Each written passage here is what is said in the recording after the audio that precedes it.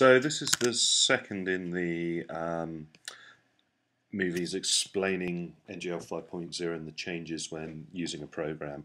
So Initialized Gl, as I mentioned earlier, is called when the QGL widget is constructed. This is called once before the first call to PaintGL, and this is basically what initializes our OpenGL context, and we can then use to set up anything that requires an OpenGL context to work, which primarily all of NGL now needs. So basic setups that I've got here. First, I make a call to GL clear color to set a grey background. I'm enabling depth testing here. These are just standard OpenGL calls. The next bit is I need to initialize the NGL library, and what this does is it goes off and creates some default buffers and bits and pieces, and this is a singleton class, so it must be constructed by calling the instance method here.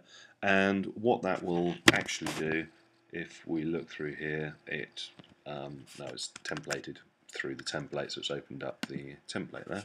If we just look through to this, you'll see that it goes through and it calls the NGL constructor, and I'm going to have to do it from here. And basically it goes through, it initializes Gl if required, which on the Mac it isn't, so you can see it's commented out there. And in the case of using it on Windows, there's a slight glitch that initializing Gl in the library does not make that context active in the program that we're using. So I was getting crashes. So the easiest way I discovered of sort of doing this was to make a call to glueinit to initialize a local Gl here, and then we just call initialize Gl there as well as when needed. To be honest, that isn't actually needed there. I'll get rid of that. Next, I'm going to create an instance of the shader library and add my shaders to the system, because we can no longer use NGL or any OpenGL at all without having an active shader. So this shader is a basic sort of Phong Blin OpenGL shader, which will be described in more detail in some of the lecture notes. But first thing we need to do, again, the shader lib is a singleton class, because what we do is we create shaders and shader programs, attach them to the shader library, and then always reference them by this library. So this is managing the lifetime of these shaders. So first I'm going to create an empty shader program. In this case I'm calling it Phong. Then I'm going to attach two shaders. I'm creating a vertex shader and a fragment shader. Next I'm going to load the shader source to this. Now this command basically will read in my shader source. At present this is at a subdirectory below where the executable is, and it's called shaders/Phong. So if we needed to distribute this, we'd have to distribute a hierarchy with the correct file systems and everything else.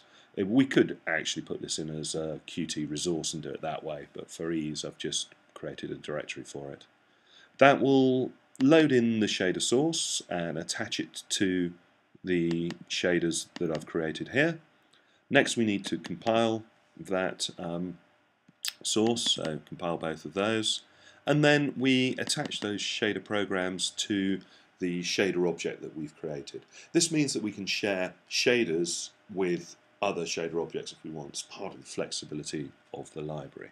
So this is more or less the same as the last version of NGL used. What has changed now is that there are no, in GLSL 150, there are no real default versions of things like GL position and things like that. Everything is now passed into the shader, and this is the vertex shader here, as an in value. So that used to be attribute in GLSL 120. Now attributes have gone as such, and they're just called in. So in this case, my VAO primitives mesh is packed in such a way that we have vec3 of vertices, we have a vec3 of vertex normals, and we have a vec3 of UVs. So what I need to do is to tell the shader which one of these is which, and this is done by using the code that we saw there. So we're binding an attribute in the shader Fong. The 0th attribute of our input is called invert. The first attribute is called inUV, and the second attribute is called inNormal. So I'm just packing my data in that way, and these will get bound in with my shader when I pass data in. Once I've done that, I need to link my program object. That's going to do the linking and check. This is relatively noisy from the point of view of when I run this, that the shader lib by default will print out quite a lot of details. Most of these are warnings. There's a strange feature that we get a non-empty under Linux, we get a non-empty buffer returned on the checks of this. So it actually says it's failed, but it hasn't. So what we can see here is the things that it's writing. So it's saying just attached my Fong vertex and fragment, and then it's saying info log is 0. What it's doing, it's binding the attributes, invert in UV there. It's going through and doing various other, sorry, there it is, binding my attributes there. So it's binding invert in UV and in normal. In this case here, you can say that there's a warning which says could not find vertex shader attribute in UV to match bind attribute request. Basically, that's just the shader optimizing, the shader compiler optimizing things. I don't, in this case, use in UV, so it just doesn't bother putting it in my code. So that's why you see that. It's a warning, it's not an error, it doesn't cause any issues when we're running any of the NGL programs. Anything that I do now, obviously, I need to, if I need to load anything to the shader, I need to make that shader active. So in this case, I'm making a call to the use method of the shader manager. We can do it in one of two ways. We can either say use the